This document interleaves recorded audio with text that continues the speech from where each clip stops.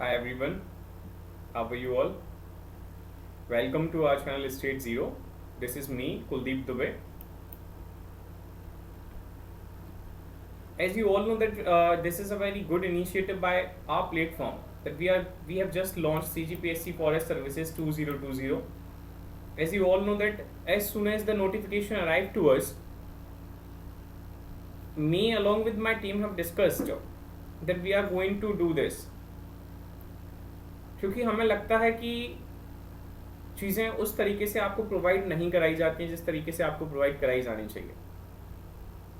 कई प्लेटफॉर्म हैं जो आपको कोर्स अवेलेबल करा रहे हैं, कंटेंट्स अवेलेबल करा रहे हैं, सारी चीज़ें कराते हैं। लेकिन अगर आपने देखा हो तो हमने एक 6 तारीख में लेक्चर लिया था और उसके बाद फिर हमने 13 में लेक्चर लिया। मुझसे मेरे लेक्चर से पहले आलोक सर का भी लेक्चर आया और हमने उन लेक्चर्स में आपको बताया कि हम किस तरीके से चीज़ों को करने जा रहे हैं आगे।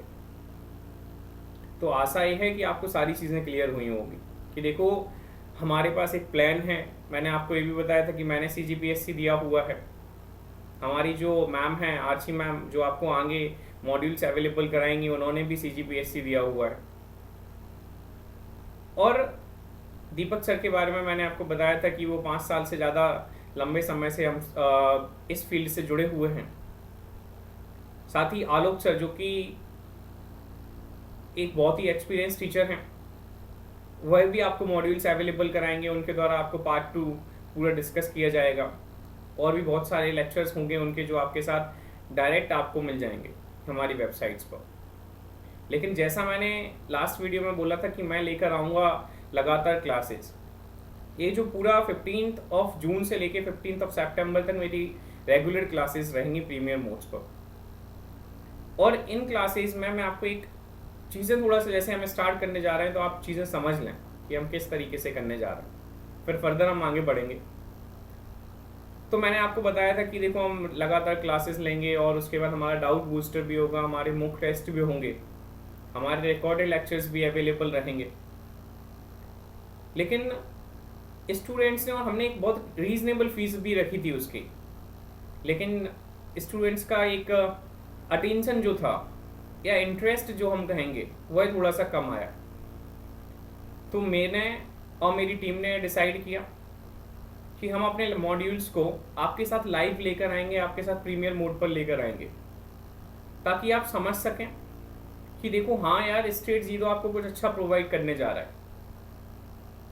और कुछ हमारी चीज़ें फिर हमारी वेबसाइट पर अवेलेबल रहेंगी तो आप वहाँ से उन चीज़ों को परचेज कर सकते हैं। और जिन स्टूडेंट्स ने हमारे साथ रजिस्टर करा लिया है उन स्टूडेंट्स के लिए हमारी सेपरेट वीडियोस रहेंगी, सेपरेट लेक्चर्स रहेंगे। वो पहले दिन से ही बेनिफिटेड होंगे हर तरीके से। उनको हर एक चीज़ प्रॉपर प्लान्ड मैनर में जिस तरीके से मैंने कमिट किया था उस तरीके से उन्हें मिलेगी।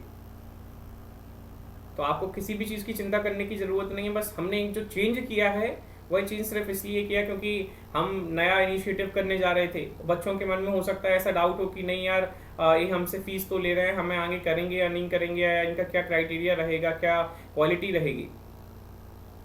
ऑल्दो हम किसी को प्रूफ नहीं करना चाहते कोई चीज़, लेकिन हमने जो डिसीजन लिया मिलके हमारी टीम ने वो ये लिया कि हम आप चीज़ों को आपके सामने प्रीमियर मोड पर लेकर आएंगे ताकि आप चीज़ों को और हमारे स्टैंडर्ड को समझ सकें कि हाँ यार हमें जल्दी से जल्दी रजिस्टर करा लेना चाहिए ताकि हम भी पूरी तरीके से उस कोर्स का फ़ायदा उठा सकें। मेरे छत्तीसगढ़ की जनरल नॉलेज वाला जो पोर्शन है पेपर 1 का पार्ट 1 का फर्स्ट वाला, वो मैं पूरा लाइव चलाऊँगा आपके साथ। लेकिन और पेपर 2 का और पेपर 1 का जो पार्ट 2 है या पेपर 2 के जो पूरे 7 पार्ट हैं वह आपको रिकॉर्डेड फॉर्म में मिलेंगे। अब मैं 90 दिनों में क्या सिर्फ यही डिस्कस करूंगा कि सर आप सिर्फ छत्तीसगढ़ जीके डिस्कस करेंगे? तो जी हाँ, हम छत्तीसगढ़ जीके, क्योंकि पहला पेपर 150 क्वेश्चन कंटेन करता है, 3 पार्ट्स में बता हुआ है, तो हम एवरेज लगा सकते हैं कि 50 क्वेश्चन छत्तीसगढ़ जीके से आएंगे। तो मुझे वो 50 में से आपसे 40 प्लस क्वेश्चन चाहिए कि आप 40 प्लस क्वेश्चन को अटेम्प्ट कर सकें। रेस्ट फिर हम दूसरे मॉड्यूल्स के लिए वहाँ अवेलेबल हो सकते हैं। और मैं जैसे जैसे टॉपिक कंप्लीट करते जाऊंगा वैसे वैसे आपके साथ टेस्ट भी कंडक्ट करूंगा। वो टेस्ट मेरे लाइव सेशंस में होंगे। आज मैं आपको बता दूं कि इस लेक्चर में मैं क्या लेकर आया हूँ। तो इस लेक्चर में हम डिस्कस करने जा रहे हैं this is general studies of Chhattisgarh. हम स्टार्ट कर रहे हैं क्योंकि मैंने अभी आपको बताया कि हम जो भी हमारे रेगुलर क्लासेस रहेंगे उनमें हम जीएस ऑफ छत्तीसगढ़ के बारे में बात करेंगे, जो कि पेपर 1 का पार्ट 1 है। और उसमें भी मैं हिस्ट्री ऑफ छत्तीसगढ़ स्टार्ट करने जा रहा हूँ, जो कि बिल्कुल पहला टॉपिक था। लेकिन आज हिस्ट्री ऑफ छत्तीसगढ़ तो मैं बताऊंगा ये आपको कि कैसे हिस्ट्री क्रिएट हुई, कैसे छत्तीसगढ़ क्रिएट हुआ। लेकिन उसके साथ साथ मैं आपको छत्तीसगढ़ के बारे में ब्रीफ, चाहे वो उसका इकोनॉमिक ब्रीफ हो, चाहे उसका एडमिनिस्ट्रेटिव ब्रीफ हो, चाहे उसका ज्योग्राफिक ब्रीफ हो, along with the history of the Chhattisgarh, I am going to provide you geographical brief, economic brief, administrative brief, some educational criteria, some educational standard of the Chhattisgarh। ये सारी चीजें मैं discuss करने जा रहा हूँ। एक चीज जरूर समझनी है कि देखिए हम इनिशिएट कर रहे हैं, हम फ्री में मॉड्यूल्स लेकर आ रहे हैं, तो आप पूरे वीडियो को जरूर देखें और ज्यादा से ज्यादा इस वीडियो को शेयर करें ताकि आपके साथ साथ ये दूसरों तक भी पहुंच सके। आपने अगर हमारे चैनल को सब्सक्राइब नहीं किया है तो सब्सक्राइब कर लीजिए, साथ ही बेल आइकन को भी प्रेस कर दीजिए ताकि जैसे ही मेरे लेक्चर्स आते हैं वो लेक्चर्स आपको रिकॉर्डेड फॉर्म में या प्रीमियर मोड में या किसी भी तरीके से उनका नोटिफिकेशन आप तक पहुंचता जाए। Is that clear? चलिए तो हम आगे बढ़ते हैं। आशा ये है कि आपको समझ में आ गया होगा कि आज हम किन चीज़ों से डील करने वाले हैं। तो we are going to deal with the history of the Chhattisgarh, how Chhattisgarh has been created. Along with that, we will also look for the geographical aspects, economic aspects, administrative aspects and somewhat कुछ religion की भी बात करेंगे हम, छत्तीसगढ़ का religion कैसा है। फिर हम छत्तीसगढ़ की एजुकेशन के बारे में बात करेंगे कि क्या लिटरेसी रेट है, क्या कैसी चीज़ें हैं। तो इसे हम एक दूसरा नाम भी दे सकते हैं और ये नाम दे सकते हैं कि आज हमारा इंट्रोडक्शन टू छत्तीसगढ़ स्टार्ट हो रहा है। चलिए सबसे पहले हम मैप देखेंगे छत्तीसगढ़ का। ये आप सबके पास होना चाहिए। जो भी स्टूडेंट्स पेपर देने के लिए बिल्कुल सीरियस नोट पर तैयारी कर रहा है और 90 दिन हमारे साथ मेहनत करने जा रहा है, उससे मेरी रिक्वेस्ट है please purchase the map of the Chhattisgarh. अगर आप परचेज नहीं कर पा रहे हैं, अगर आपको अवेलेबल नहीं हो रहा है, मोस्ट प्रोबेबली आप ट्राई कीजिए, आप कोशिश कीजिए कि आपके पास ये हार्ड कॉपी में होना चाहिए। अगर आपके पास हार्ड कॉपी में नहीं हो रहा है अवेलेबल, अगर आप मार्केट में स्टोर पे नहीं मिल रहा है क्योंकि लॉकडाउन चल रहा है, हालांकि स्टेशनरी ओपन है, लेकिन फिर भी अगर आप नहीं जाना चाहते हैं या नहीं जा सकते हैं किसी भी कारण से, तो आप इसको डाउनलोड करें और साथ ही इसका प्रिंट निकलवा लें। कलर्ड प्रिंट आप एक बार निकलवा लें और उसको अपनी दीवार पर पेस्ट कर लीजिए, चिपका दीजिए, ताकि आपको चीज़ें क्लियर होती जाए। जैसे ही मैं आपको बताऊं कि देखो बेटा बलरामपुर में ये है, तो आप वहीं बलरामपुर के ऊपर ये सारी चीज़ों को लिख देंगे। जैसे मैंने बोला बेटा कि जहां जांगीर चंपा में ये है या महामुंड में ये है, तो आप उस तरीके से चीज़ों को करते जाएंगे। जैसे इज दैट क्लियर? ये समझ में आ रहा है कि हमें मैप की क्यों ज़रूरत है? क्योंकि कई बार वो आपसे सीधे पूछ लेगा बताओ बेटा कोरिया के नॉर्थ में क्या है, या कोरिया कितने जिलों से मिलता है, कोरिया की जो बाउंड्री है वो कितने जिलों से टच होती है, या जो बालोद है, बालोद के आसपास के जिले कौन से हैं, या जो बीजापुर है तो बीजापुर, या वो ऐसे पूछ सकता है कि बताइए छत्तीसगढ़ का नॉर्दर्न मोस्ट डिस्ट्रिक्ट कौन सा है, सदर्न मोस्ट डिस्ट्रिक्ट कौन सा है, ईस्टर्न मोस्ट डिस्ट्रिक्ट कौन सा है, वेस्टर्न मोस्ट डिस्ट्रिक्ट कौन सा है। तो देखो हमें अटर नहीं करना है। मैं कोई भी जब मॉड्यूल लेकर आता हूं मैं आपसे हमेशा कहता हूं we are not going to make you utter the things. मैं आपको एक्सप्लेन करूंगा, मैं आपको समझाऊंगा, मैं आपको तरीका बताऊंगा कि आपको कैसे करना है।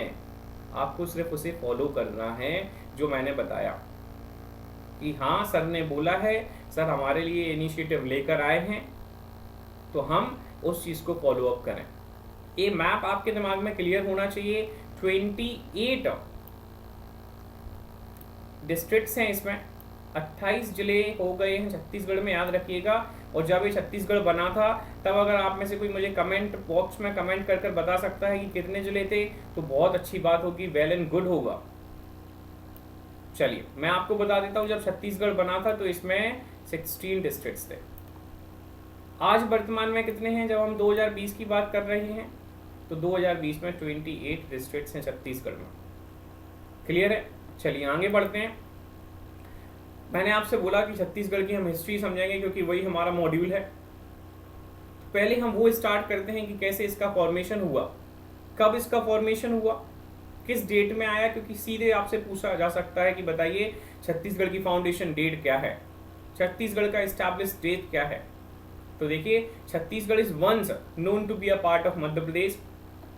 मुझे आशा कृत ये है कि आप सबको पता होगा, जो आप छत्तीसगढ़ के लोग हैं या छत्तीसगढ़ के बाहर के लोग हैं, जो कोई भी मेरा वीडियो देख रहा है और जो कोई भी छत्तीसगढ़ पेपर की तैयारी कर रहा है, उसको यह पता होना चाहिए that Chhattisgarh before 2000 was a part of the Madhya Pradesh.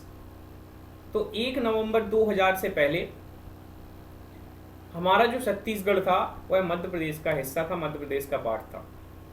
लेकिन 1 नवंबर 2000 को छत्तीसगढ़ की हम एस्टैब्लिश डेट कहते हैं, फाउंडेशन डेट कहते हैं कि यह 1 नवंबर 2000 में फाउंड किया गया था।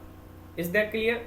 देखो अब इसके नेम के पीछे बहुत सारी वो हैं, स्टोरीज हैं कि इसका नाम कैसे पड़ा, इसका नाम छत्तीसगढ़ क्या है। तो कई हिस्टोरियन से कहते हैं कि देखो ये एक जो एक रीजन था, एक पूरा जो टेरिटरी थी उसमें 36 किले थे, देयर वर 36 फोर्ट्स। तो देखो ये लिखा हुआ है the name Chhattisgarh originated due to its 36 forts. हालांकि मैं ये नहीं कह रहा हूँ कि ये रिलायबल सोर्स है या ऐसे हम बिल्कुल यूनिवर्सल मान के चलते हैं कि इसी तरीके है, क्योंकि बहुत सारी और फर्दर स्टोरीज हैं जो इसके बारे में बताई जाती हैं। कई लोग ये कहते हैं कि ये छेदीज एक कल्चरी डायनेस्टी हुई थी, छेदी डायनेस्टी, तो उनका रीजन था, तो उसके रीजन के बेसिस पर धीरे धीरे इसका नाम छत्तीसगढ़ पड़ गया। पहले ये छेदीगढ़ था, जब छेदी डायनेस्टी इसे रूल कर रही थी तो इसे हम छेदीगढ़ के नाम से जानते थे, फिर बाद में छत्तीसगढ़ हो गया। एक ये भी स्टोरी है, एक ये स्टोरी भी प्रिवेल करती है। अगर आपने एक हिस्टोरियन हुए हैं हमारे, अगर आपने उनका नाम सुना हो C.W. वेल्स, तो C.W. वेल्स ने यह कहा था कि 10th सेंचुरी एडी के आसपास या 10th सेंचुरी एडी के आसपास भी कह सकते हैं, एक और उन्होंने स्टोरी को बताया था। मैं अभी इस वाली स्टोरी पर भी आ रहा हूँ, जो इसकी नाम के ओरिजिन के पीछे की बहुत सारी स्टोरीज हैं। उसमें एक स्टोरी ये प्रिवेल करती है कि महाभारत के समय पर, एक बहुत पुरानी बात है, महाभारत के समय पर कई लोग हमारी नॉर्दर्न स्टेट से आकर वो सदर्न इंडिया की तरफ मूव कर रहे थे, और उनमें से 36 दलित फैमिलीज थी, और उन जो 36 दलित फैमिलीज थी वो इस पूरे पर्टिकुलर रीजन में आकर बस गई, और उसके बाद धीरे धीरे इन फैमिलीज के बेसिस पर, उस 36 नंबर के बेसिस पर इसका नाम छत्तीसगढ़ पड़ गया। तो एक ए स्टोरी भी प्रिवेल करती है। आपको आशा करत है कि समझ में आ गया होगा कि इसका नाम छत्तीसगढ़ कैसे पड़ा। तो बहुत सारी स्टोरीज हैं, लेकिन एक हमें जो एक सोर्स, रिलायबल सोर्स के बेसिस पर जो हम बात करते हैं, तो हम कहते हैं कि यहाँ छत्तीसगढ़ के जो रीजन है, टेरिटरी है, उसमें 36 फोर्ट्स होते थे, जिसके बेसिस पर इसका नाम छत्तीसगढ़ पड़ गया। It came in existence when the Marathas ruled this region in the 18th century. After it was used in official document, और तब जाके इसका नाम ऑफिशियल डॉक्यूमेंट्स में पढ़ना स्टार्ट हो गया, कि फिर से तब जाके चीज़ें इस तरीके से हुई कि वो ऑफिशियल डॉक्यूमेंट्स में इसका नाम आया, और उसके बाद हम इसे छत्तीसगढ़ के तौर पर जानने लगे। अच्छा, कई लोग ये भी कहते हैं कि इसका नाम छत्तीसगढ़ नहीं था, छत्तीसगढ़ था, और वो छत्तीसगढ़ किनके थे मैंने आपको बताया अभी। C.W. वेल्स जो हमारे हिस्टोरियन थे, उन्होंने ये बोला था कि 36 दलित फैमिली कहाँ आकर नॉर्थ इंडिया से आके साउथ इंडिया की ओर जा रही थी, तो वो इस छत्तीसगढ़ वाले रीजन में बस गई, और उसके आधार पर हमने इसे नाम दे दिया छत्तीसगढ़। बाद में जाकर धीरे धीरे इसका नाम छत्तीसगढ़ में कन्वर्ट हो गया। एक स्टोरी मैंने आपको बताई कि ऐसा भी कहा जाता है कि छेदीज जो थी डायनेस्टी, उस डायनेस्टी ने इसे रूल किया, तो इसे छेदीगढ़ के नाम से भी जाना जाता था। बाद में इसका नाम छत्तीसगढ़ हो गया।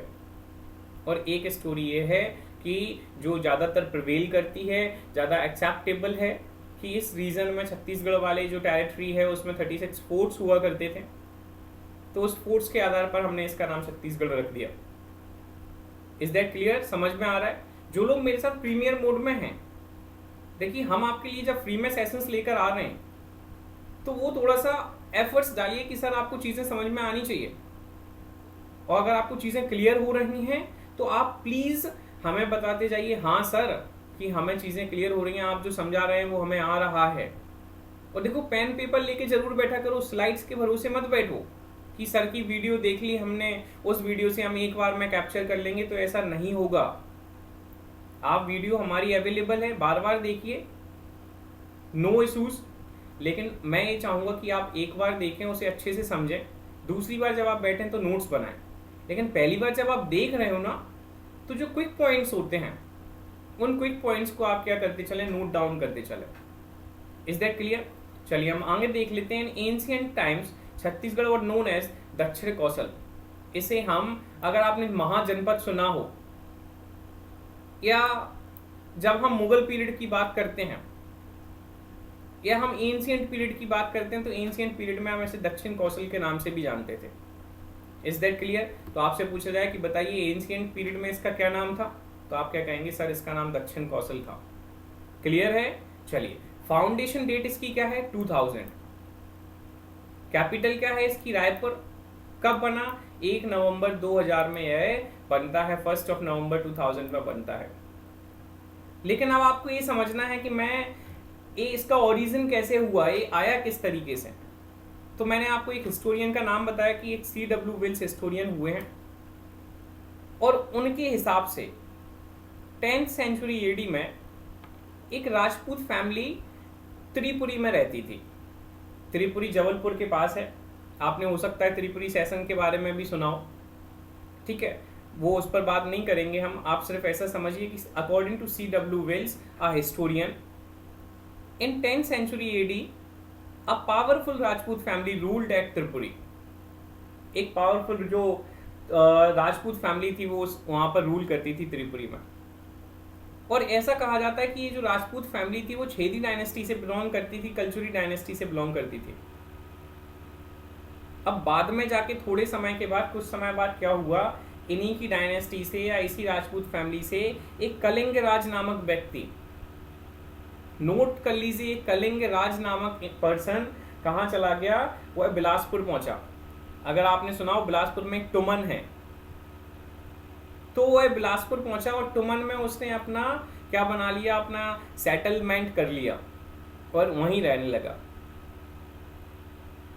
अब कुछ समय के बाद उसका एक जो ग्रैंड सन हुआ, सन नहीं कह रहा हूं मैं, आपसे बात कर रहा हूं कलिंग राज का जो ग्रैंड सन हुआ, रतन राज, उसने क्या किया, उसने एक नया शहर बसाया जिसका नाम था रतनपुर। जिसका नाम क्या था, रतनपुर नाम था। क्लियर है? अच्छा, अब इस डायनेस्टी को, जो एक कलिंग राज वाली और ये जो रतन राज वाली डायनेस्टी है, ये लोग अपने आप को है हैया डायनेस्टी के नाम से जानते थे। ये अपने आप को किस नाम से जानते थे, तो ये अपने आप को है हैया डायनेस्टी के नाम से जानते थे। और ये है हैया डायनेस्टी मोस्ट पावरफुल डायनेस्टी हुई है छत्तीसगढ़ की। जब हम पढ़ने जाएंगे फ्रीडम स्ट्रगल या मोस्ट इंपॉर्टेंट डायनेस्टीज या हिस्ट्रीज, तो जब हम हिस्ट्री पढ़ रहे हैं तो आपको ये पता होना चाहिए कि सबसे ज़्यादा जो रूल किया, तकरीबन है हैया डायनेस्टी ने 6 सेंचुरीज तक छत्तीसगढ़ पर रूल किया था। और इनका ओरिजिन कहाँ से हुआ, तो मैंने बताया आपको, एक Rajput family 10th century AD के आसपास वह कहाँ रहती थी, त्रिपुरी में रह रही थी। उन्हीं में से एक व्यक्ति गया, वो बिलासपुर पहुँचा। बिलासपुर में टुमन है, टुमन में उसने क्या किया, टुमन में जाके उसने अपना सेटलमेंट बसा लिया, रहना स्टार्ट कर दिया। कुछ समय के बाद उसका एक जो पोता है रतन राज, उसने एक रतनपुर नामक शहर बसाया और वह रतनपुर इनकी कैपिटल रही। ये अपने आप को हो हैया डायनेस्टी से कहते थे कि हम हो हैया डायनेस्टी से हैं, है हैया डायनेस्टी से हम बिलोंग करते हैं और हमारी कैपिटल क्या है, रतनपुर है। समझ में आ रहा है आपको? प्लीज बताते जाइए कि हाँ सर आ रहा है, नहीं आ रहा है। अब 14th सेंचुरी के आसपास की बात है। 14th सेंचुरी का मतलब आपको पता होना चाहिए। तो 14th सेंचुरी के आसपास की बात है। इन्होंने क्या किया, ये जो है हैया डायनेस्टी थी, ये है हैया डायनेस्टी 2 पार्ट्स में टूट जाती है। कौन कौन से 2 पार्ट्स में टूट जाती है, तो एक एल्डर ब्रांच होती है जो रतनपुर में रह जाती है, और एक यंगर ब्रांच होती है जो रायपुर चली जाती है। समझ में आ रहा है आपको? ये है हैया डायनेस्टी का बाइफर्केशन हो गया 14th सेंचुरी में, और 2 पार्ट्स में हो गया। एक एल्डर ब्रांच जो रतनपुर रहती है, और एक यंगर ब्रांच जो कहाँ चले जाते हैं, रायपुर चले जाते हैं। लेकिन अब आपको समझना है कि इसका इम्पैक्ट क्या पड़ा। देखो, जब वो आपस में बट रहे थे, कौन आपस में बट रहा था? तो ये जो है ही डायनेस्टी वाले लोग जब आपस में बट रहे थे, तो इस समय 1320 में, मार्क कर लीजिए व्हाट आई एम सेइंग, 1320, इस 1320 में यहाँ एक चालुक्यास डायनेस्टी का फॉर्मेशन हो जाता है, फाउंडेशन हो जाता है। और चालुक्यास में अन्नमदेव एक राजा था, अन्नमदेव एक राजा, उन्होंने अपना सेटलमेंट कहाँ कर लिया? बस्तर में कर लिया।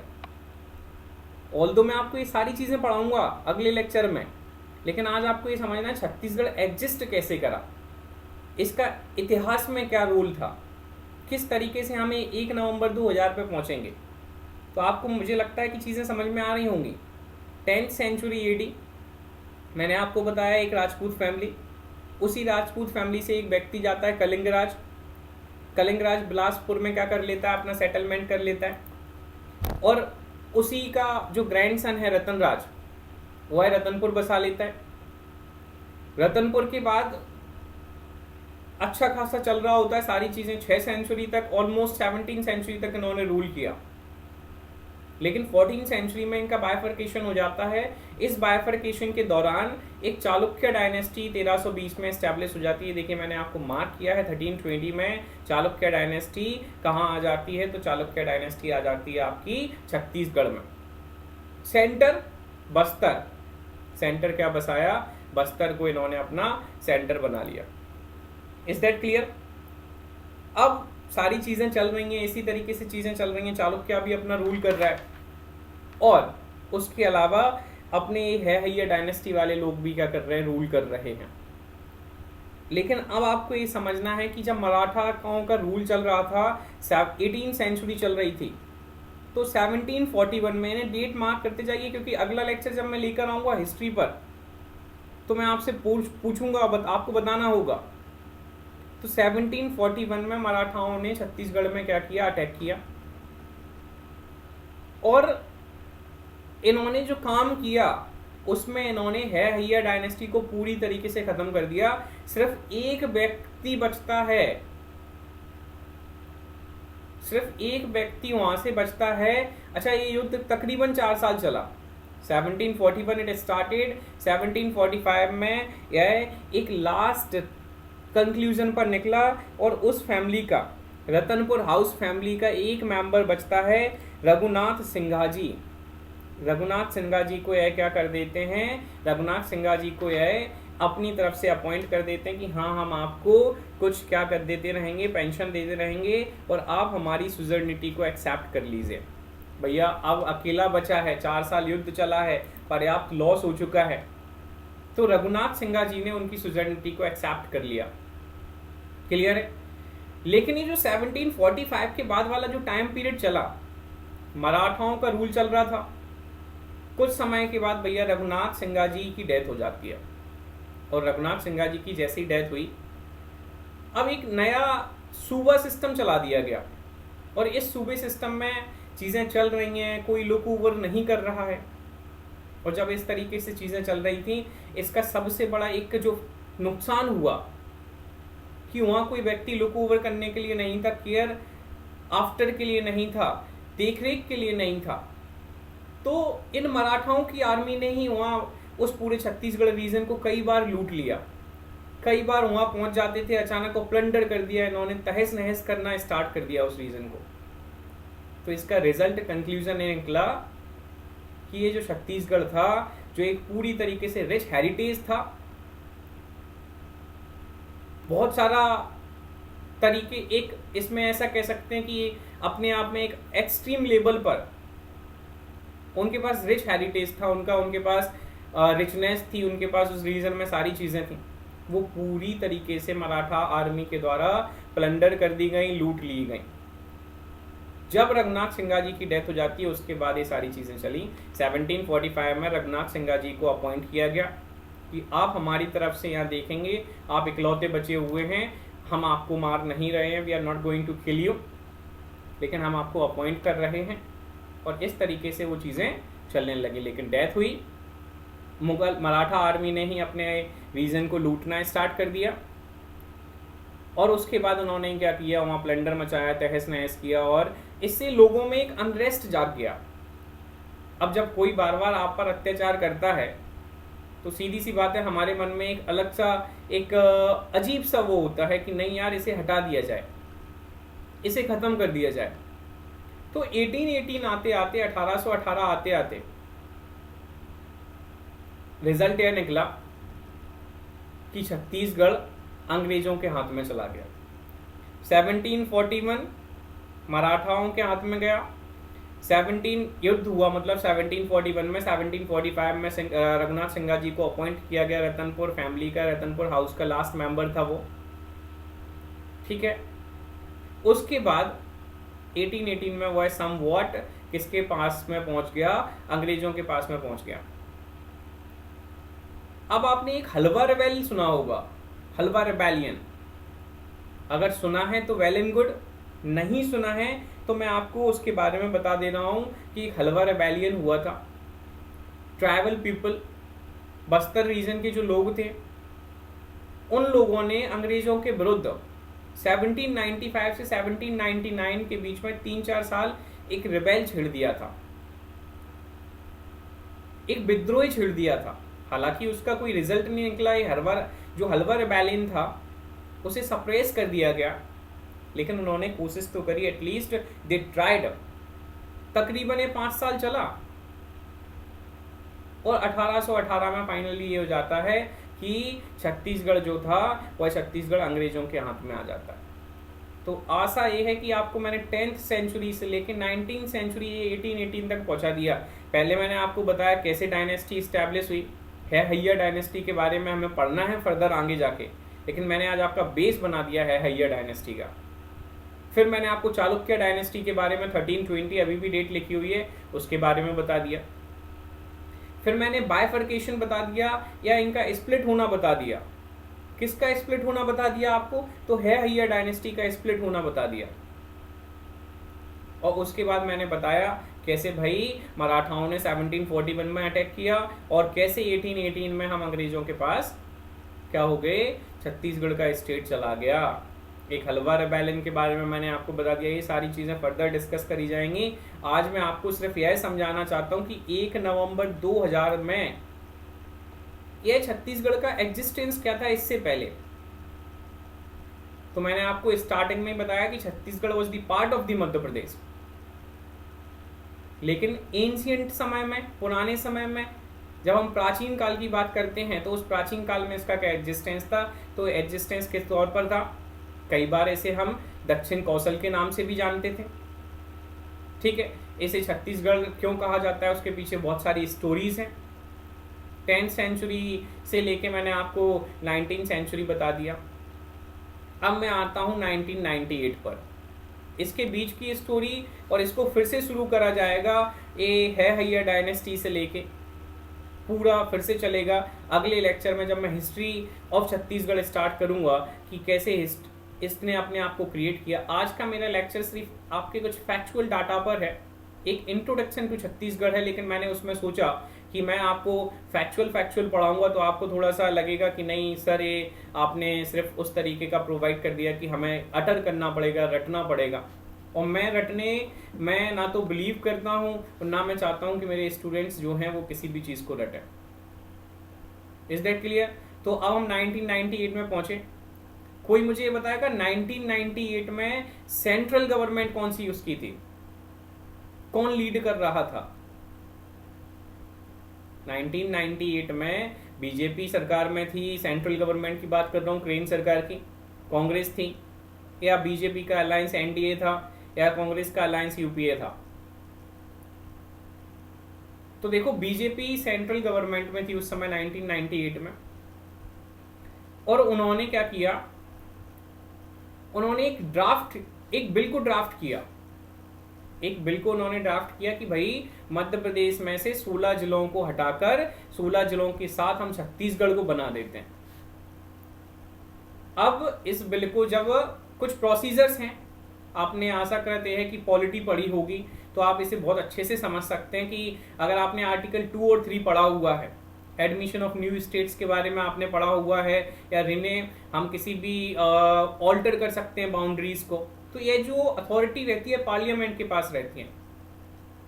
तो 1998 में बीजेपी गवर्न कर रही थी सेंट्रल में, उसने बिल को ड्राफ्ट किया, और वो बिल जब ड्राफ्ट होता है तो उस बिल को जब मध्य प्रदेश की लेजिस्लेटिव असेंबली में भेजा गया तो उसे अडेप्ट कर लिया गया, अप्रूव कर दिया गया, और वहां से अप्रूव होने के बाद उसे रखा गया लोकसभा में, और लोकसभा और राज्यसभा से पास होने के बाद एक डेट मैं आपको बताने जा रहा हूं, डेट याद रखिएगा 25 अगस्त।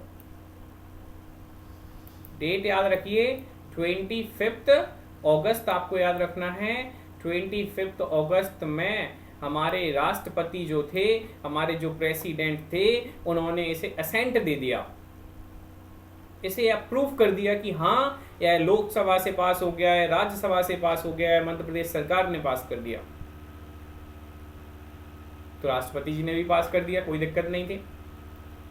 लेकिन अब एक चीज कि जब 25 अगस्त में ये सारी चीजें हो गई तो ये 1 नवंबर 2000 हम क्यों कहते हैं? तो उस समय जो सेंट्रल में गवर्नमेंट थी बीजेपी की, उस बीजेपी गवर्नमेंट ने डिसाइड किया कि जो मध्य प्रदेश का दिन है, जो एमपी डे है, दैट इज 1 नवंबर, हम उसी दिन इसको मध्य प्रदेश को क्या करेंगे, बाइफरकेट करेंगे। क्लियर है? अगर आपसे पूछा जाए बताइए कि मध्य प्रदेश रीऑर्गेनाइजेशन एक्ट किस डेट में असेंट किया गया था राष्ट्रपति के द्वारा, तो आई होप सो कि आप क्लियर कर बता पाएंगे 25 अगस्त 2000। देन ऑन 1 नवंबर 2000 Chhattisgarh was founded along with the 16 districts, और मध्य प्रदेश में से 16 जिलों को निकालकर छत्तीसगढ़ को बना दिया जाता है। तो देखो मैंने आपको आशा करते हैं कि सारी चीज़ें क्लियर कर दी होंगी। अब जो लोग कमेंट बॉक्स में मुझे कमेंट करना चाहते हैं वो कमेंट कर बताएं हाँ सर क्लियर है, या जो अभी प्रीमियर मोड पर है वो मुझे अभी बताएं सर समझ में आ रहा है या नहीं आ रहा है। ठीक है, हम इसकी कैपिटल की बात करते हैं तो कैपिटल रायपुर है, 1 नवंबर में बना, आपने देख लिया। इसे हम दूसरे नाम से भी जानते हैं, that is rice bowl of India के नाम से भी हम इसे जानते हैं। चलिए आगे बढ़ते हैं, अब आपको ये सारी चीज़ें क्लियर होंगी। अब हम थोड़ा सा ज्योग्राफिकल स्ट्रक्चर इसका समझ लेते हैं कि क्या इसका ज्योग्राफिकल स्ट्रक्चर है, कितना इसका एरिया है, कितनी इसकी पॉपुलेशन है। तो 1,35,192 किलोमीटर स्क्वायर, 1,35,192 किलोमीटर स्क्वायर इसका एरिया है। Total geographical area of Chhattisgarh is 1,35,192 kilometre square. Please note it down in your register, in your notes. Further जब हम पॉपुलेशन की बात करते हैं तो 29 मिलियन पॉपुलेशन है छत्तीसगढ़ की according to the census of the 2011।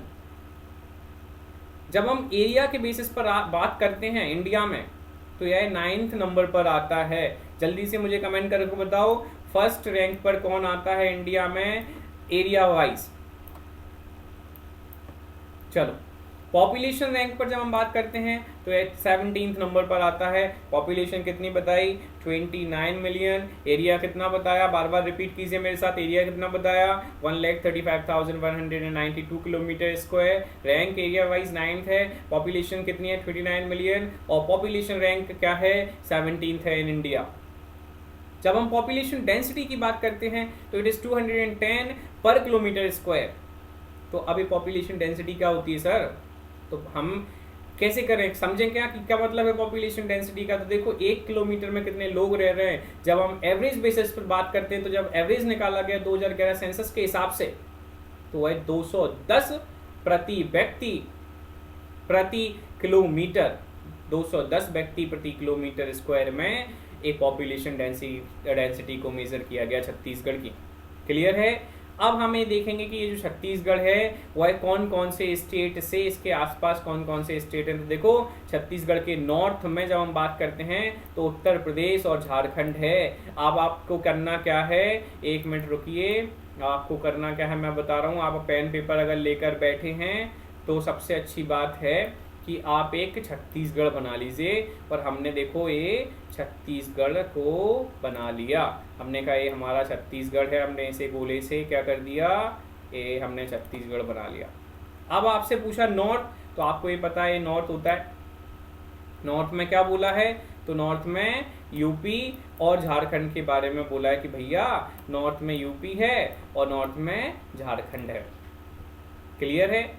East की जब हम बात करेंगे तो उन्होंने बोला उड़ीसा है सर, ठीक है। उसके बाद जब हम साउथ की बात करेंगे तो साउथ में सर क्या है, आंध्र प्रदेश है सर। देखो ये आपको रटना नहीं है, आपको सिर्फ क्या करना है, आपके दिमाग में क्लियर होना चाहिए। Is that clear. अब सर मध्य प्रदेश जहाँ से बाइफरकेट हुआ है तो वो कहाँ है, तो मध्य प्रदेश और महाराष्ट्र ये वेस्ट में है। क्या है, मध्य प्रदेश और महाराष्ट्र।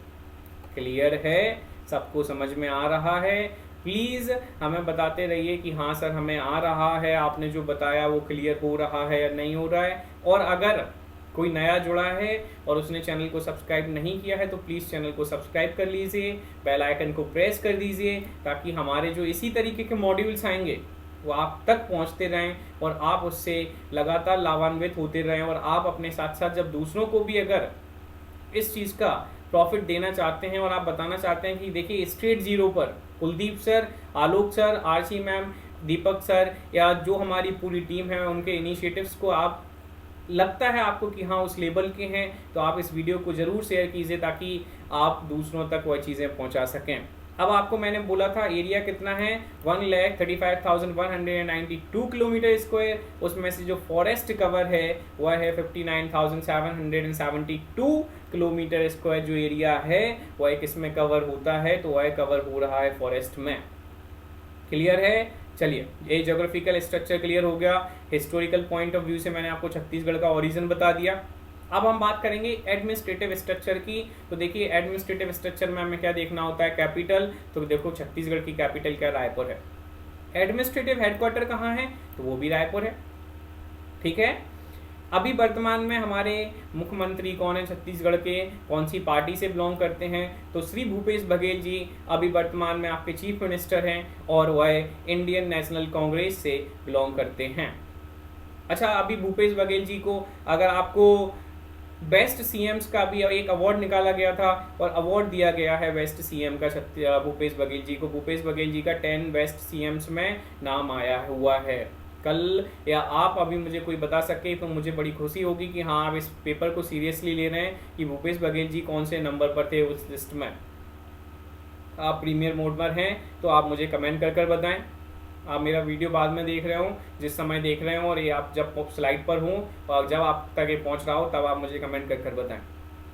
गवर्नर की जब हम बात करते हैं तो Anusuiya Uikey is the governor of Chhattisgarh at present. State animal हमारा वाइल्ड एशियन बफेलो है। क्या है, वाइल्ड एशियन बफेलो है। मेरे साथ रिपीट कीजिए। Capital Raipur, administrative capital Raipur. CM कौन है भाई, भूपेश बघेल हैं। कौन सी पार्टी से बिलोंग करते हैं, इंडियन नेशनल कांग्रेस से बिलोंग करते हैं। गवर्नर कौन है, अनुसुईया उइके हैं। स्टेट एनिमल क्या है, तो वाइल्ड एशियन बफेलो है। क्लियर है। उसके बाद जब हम स्टेट वर्ड की बात करते हैं तो देखो मैना है। क्या है, मैना है। क्लियर है। चलिए स्टेट फ्लावर की बात करेंगे तो लेडी स्लीपर है। आप देख लीजिएगा एक बार मोबाइल पे, जब गूगल कर लीजिएगा जैसे ये वीडियो खत्म होता है आप नोट कर लीजिए, लेडी स्लीपर का एक बार पिक्चर देख लीजिएगा तो आपके दिमाग में क्लियर हो जाएगा। स्टेट ट्री की जब हम बात करेंगे तो साल ट्री है। अब आपको ये थोड़ा सा आपके दिमाग में बिल्कुल क्लियर हो जाए कि देखो भैया जिले कितने हैं, तो 28 हैं। लोकसभा की सीट कितनी हैं, तो 11 हैं। राज्यसभा की सीटें कितनी हैं, तो 5 हैं। और विधानसभा में अभी जो कांग्रेस ने तहलका मचा दिया था तो वह कितनी सीटें लेकर आई थी, कोई कमेंट कर बताए। टोटल नंबर ऑफ सीट्स 91 हैं, लेकिन 90 पर इलेक्शन होता है और एक राज्यपाल के पास अथॉरिटी होती है कि वह क्या करे, नॉमिनेट कर सकें। चलिए वेरी गुड। आशा यह है कि आपको चीज़ें क्लियर हो रही होंगी। जब हम ऑफिशियल लैंग्वेज की बात करेंगे तो आपकी छत्तीसगढ़ की ऑफिशियल लैंग्वेज, एक क्वेश्चन कई बार पूछ लिया जाता है और बच्चा छत्तीसगढ़ी लगाया जाता है क्योंकि वहाँ छत्तीसगढ़ी भी एक ऑप्शन होता है। नेशनल पार्क की जब हम बात करेंगे total number of national park 3 हैं। कौन कौन से हैं, तो गुरु घासीदास है नेशनल पार्क, कांगेर घाटी नेशनल पार्क है और इंद्रावती नेशनल पार्क है। ये 3 नेशनल पार्क हैं। अब आपको करना क्या है, ध्यान से सुनिए। आप जब मैप लेकर आएंगे, मैप को आप अगर प्रिंट लेकर आ रहे हैं, प्रिंट निकलवा रहे हैं, या मार्केट से अवेलेबल करा रहे हैं, तो जिस जगह पर ये लोकेट कर रहे हैं उसी जिले में से आप एक लाइन खींचे और बना दें भैया, क्योंकि सिर्फ 3 ही तो हैं। कितने हैं? 3 हैं। तो ऐसा भी नहीं होगा कि नहीं सर हमारा मैप बेकार हो जाएगा। देखो जितना उस पर पढ़ लोगे उतना आपके दिमाग में रहेगा। क्लियर है? Total number of wild life sanctuaries कितनी है? तो 11 है। क्लियर है? चलिए, इकोनॉमी की जब हम बात करते हैं तो 3.62 लाख करोड़ ये हमारी जीडीपी है। क्या है? नॉमिनल जीडीपी है। अब जीडीपी के बारे में पता है या नहीं पता है? ग्रॉस डोमेस्टिक प्रोडक्ट है, क्या होता है? कोई मुझे बताना चाह रहा है क्या कि ग्रॉस डोमेस्टिक प्रोडक्ट क्या होता है? तो देखो, it is the total money value of the final goods and the services produced within the geographical territory of the country during a accounting year.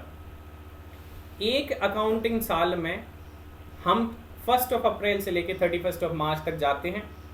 1 अप्रैल से 31 मार्च जनरली अकाउंटिंग ईयर है। इस accounting year में India की जो geographical territory है, अब मुझे कोई ये बताए कि इंडिया की ज्योग्राफिकल टेरिटरी क्या है? इस ज्योग्राफिकल टेरिटरी से क्या मतलब है? तो ज्योग्राफिकल टेरिटरी का मतलब ये होता है जहां पर इंडिया की अथॉरिटी है, जहां पर इंडिया क्या कर रहा है? इंडिया रूल कर सकता है। जहां इंडियन गवर्नमेंट का क्या है? इंडियन गवर्नमेंट का इसमें अथॉरिटी है। इंडियन गवर्नमेंट अपने डिसीजंस को लेता है। जैसे सर कैसे बात करें? तो देखो, अगर किसी फॉरेन कंट्री में इंडिया की कोई एम्बेसी है तो वो भी क्या है? वो जो गुड्स और सर्विसेज को प्रोड्यूस कर रहा होगा वह भी जीडीपी का हिस्सा होगा। तो एक अकाउंटिंग ईयर में इंडियन ज्योग्राफी में इंडिया की या किसी भी कंट्री की ज्योग्राफिकल टेरिटरी में जो भी फाइनल गुड्स वैल्यूज होती हैं उनकी एक फाइनल वैल्यू जब हम निकालते हैं और बात करते हैं तो जी क्या होता है? ग्रॉस डोमेस्टिक प्रोडक्ट होता है। और कितना है एक साल का ग्रॉस डोमेस्टिक प्रोडक्ट? तो देखो दिख रहा है 3.62 लाख करोड़, 3.62 लाख करोड़ है। अब आपको यह समझना है छत्तीसगढ़ किस चीज में रिच है। तो Chhattisgarh is rich in T production, agriculture productions. तो छत्तीसगढ़ टी को प्रोड्यूस करता है, छत्तीसगढ़ एग्रीकल्चर में रिच है, छत्तीसगढ़ एग्रीकल्चर प्रोडक्ट से ये सारी चीज़ों को कमाता है। अब आपको एक चीज़ और समझनी है, मोस्ट इंपॉर्टेंट है, क्योंकि मैंने बोला छत्तीसगढ़ किस चीज़ के लिए जाना जाता है। तो छत्तीसगढ़ टी प्रोडक्शन के लिए जब जाना जा रहा है तो इसके बेसिस पर हमें एक चीज़ देखनी है। क्या देखना है? कि रैंक क्या है। तो टी प्रोडक्शन में छत्तीसगढ़ की जो रैंक है वह 17th है। क्या है? 17th रैंक है। Is that clear? समझ में आ गया? आई होप सो कि आपके दिमाग में सारी चीज़ें क्लियर होंगी। एक बार मेरे साथ रिवाइज कीजिए। ऑफिशियल लैंग्वेज हिंदी है। नेशनल पार्क कितने हैं? 3 हैं। कौन कौन से हैं? गुरु घासीदास है, इंद्रावती है और कांगेर घाटी नेशनल पार्क है। वाइल्ड लाइफ सेंचुरीज कितनी है? 11 हैं। इकोनॉमी की जब हम बात करते हैं तो जीडीपी क्या है? 3.62 लाख करोड़ है। जीडीपी की डेफिनेशन क्या होती है? All the final value of the goods and the services या final value of the goods and the services produced within the geographical territory of the country during an accounting year. Geographical territory से मतलब क्या है? जहां पर उसकी government का control जाता है। Is that clear? चलिए आगे बढ़ते हैं। निकनेम्स, कुछ पॉपुलर सिटीज होती हैं। जब हम इंडिया की बात करते हैं, जयपुर की बात करते हैं तो पिंक सिटी आता है। क्लियर है? मिनी बॉम्बे की बात करते हैं तो इंदौर आता है। इसी तरीके से जब हम छत्तीसगढ़ की बात करेंगे, छत्तीसगढ़ के कुछ शहर हैं जैसे कोरबा है, तो इसे हम कहते हैं पावर हब ऑफ इंडिया। जब हम जगदलपुर की बात करते हैं तो टूरिज्म कैपिटल ऑफ छत्तीसगढ़ कहते हैं। मैप देखिए, मैप में लिख लीजिएगा ताकि आपके दिमाग में सेट हो जाए। जब आप जगदलपुर पर हों तो वहीं एक हाईलाइटर से या किसी भी चीज़ से बना दीजिए कि it is the tourism capital of Chhattisgarh. Bhilai की जब आप बात करेंगे तो it is steel city of India. Bhilai क्या है? स्टील सिटी है इंडिया की। कांकेर की जब आप बात करेंगे तो it is gateway of Bastar. Is that clear? Education a most important criteria है, थोड़ा सा भाई ध्यान दे लेना, नोट कर लेना। लिटरेसी रेट है 84.05%, जिसमें मेल्स का जो स्टेटस है वह है कितना? 90.58%। फीमेल्स कितनी है? 73.39%। Is that clear? समझ में आ रहा है? चलिए, एजुकेशन चीज़ की बात कर, हम एजुकेशन की बात कर रहे हैं तो हमने लिटरेसी रेट को अभी देखा, कोई बताए? तो देखो लिटरेसी रेट 84.05 था, मेल जिसमें कितने थे? 90.58 थे, फीमेल 73.39 थी। अब हम जब स्कूल्स की बात करेंगे कि नंबर ऑफ स्कूल्स कितने हैं, तो नंबर ऑफ स्कूल्स 318 है। It data can vary to 320 और 325। तो भैया इस पे बहस नहीं करनी है कि नहीं सर हम कोई JBL की किताब पढ़ रहे थे, हम अरिहंत की किताब पढ़ रहे थे, हम पुणेकर पढ़ रहे थे, उसमें 320 लिखा था, 325 लिखा था। ऑलमोस्ट लगा लो, number of school almost 318, 318।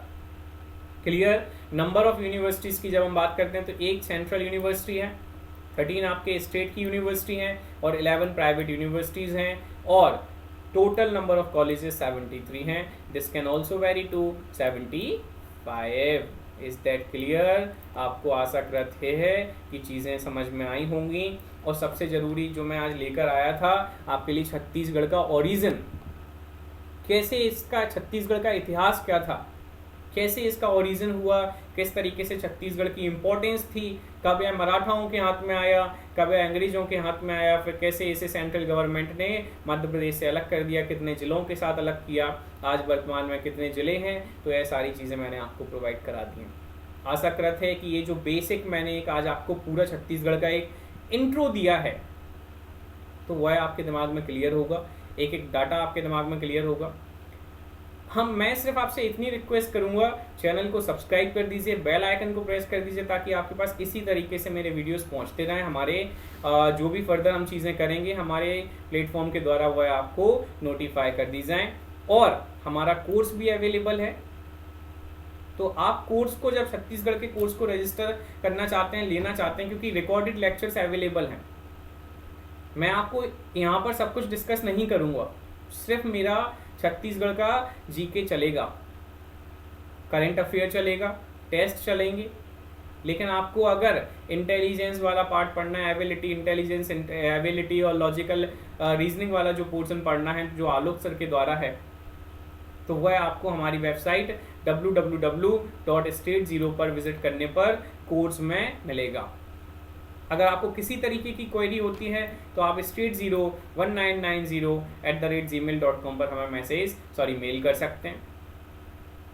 Last में भी मैं चैनल सब्सक्राइब कर लें, बेल आइकन को प्रेस कर लें। हमारा एक फेसबुक पेज है, इसे लाइक कर सकते हैं आप। हमारा टेलीग्राम चैनल है, आप उसे ज्वाइन कर सकते हैं। और सबसे इम्पॉर्टेंट बात, प्लीज़ मेक श्योर कि आप वीडियो को शेयर जरूर करें। जितने लोग भी इस वीडियो को देख रहे हैं जो आप छत्तीसगढ़ से हैं, या आपकी नॉलेज में कोई आपका दोस्त छत्तीसगढ़ पेपर को दे रहा है, तो उसका ये वीडियो पहुंचाइए, क्योंकि ये हम चीज़ें फ्री में लेकर आए हैं और इस तरीके से लेकर आएंगे कि आपको और आपके दोस्तों को ये समझ में आएगा कि what is the difference between the best